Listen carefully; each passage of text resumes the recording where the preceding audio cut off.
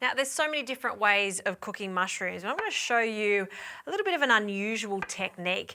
This is called wet reverse frying mushrooms, and the whole concept behind it is to use less oil or butter when you're frying them and to really concentrate their flavour and reduce the moisture content in them.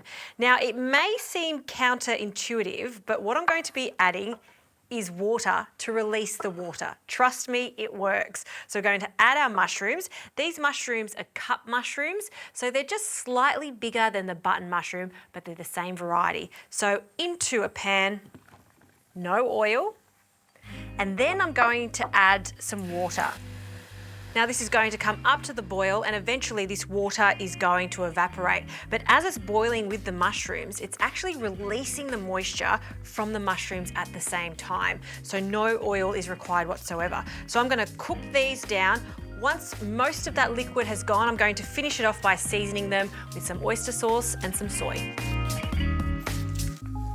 Okay, have a look at this. All of that moisture has gone. Now at this stage you can add some oil. You only need a little bit, or some butter. You know how much I love butter, so I'm going to add a tiniest amount of butter, some soy sauce, just light soy sauce, and some oyster sauce.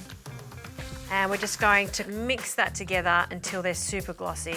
Gee, I wish you could smell this, so good. I'm gonna pop that in a bowl, and this is delicious as is with some steamed rice.